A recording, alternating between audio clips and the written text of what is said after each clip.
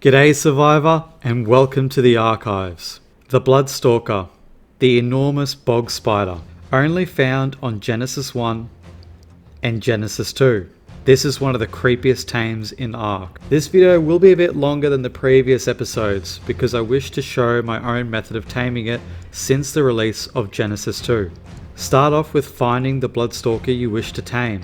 Then clear the area of any hostile creatures and lure the Bloodstalker into a pre-built trap. The trap will hold the Bloodstalker in place, but be aware the collision box is very strange and can be hard to predict, so this may take a while to secure it correctly. But I found that letting the Bloodstalker hit you a few times while kiting it works best. Ensure you're wearing your best armor. Once in place, have some blood packs in your inventory and approach the Bloodstalker, preferably with a shield. Ensure you escape very shortly after it starts feeding so the taming process commences and you don't wreck the effectiveness. Next, you'll need to have some other tames present in order to be sacrificed to the Bloodstalker. I advise to use moss chops as they can be ridden, have a smaller hitbox than parasaurs, and are easier to get close to the trap. Once the moss chops is near the Bloodstalker, it will attempt to latch onto the moss chops.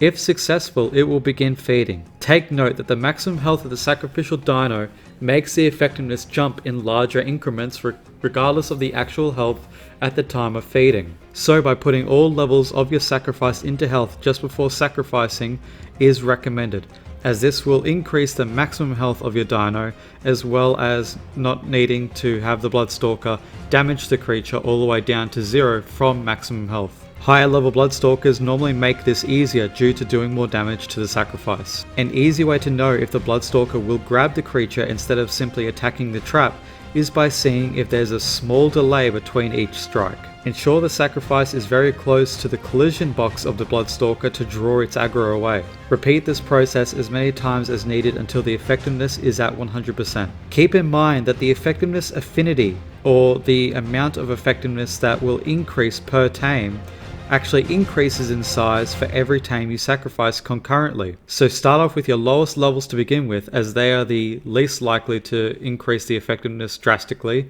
and then move up to your highest tames. These will then get a much larger boost to the effectiveness. Once at 100% effectiveness, it won't decrease unless you de-render the Bloodstalker and leave it for an extended period of time. Damage from tames will, however, decrease effectiveness. Approach the Bloodstalker with a shield, as it could try to hit you before reeling you in with its web. Ensure you have at least 800 blood packs within your inventory for a 150 creature, but this is with 1x official taming rates. Notice the 225 level of the finished tame. Once the tame is complete, this is where the fun begins. The Bloodstalker is breedable, and with the release of Genesis 2, the eggs are able to be picked up.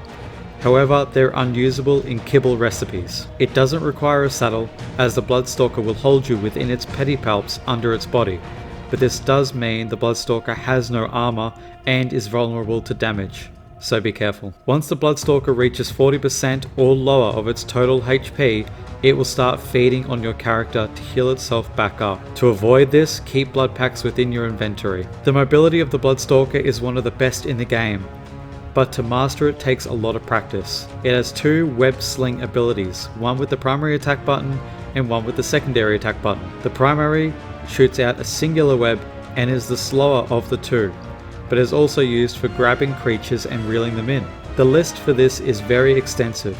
Pause the video if needed. After each reel, you will have a small cooldown before you can reel in again.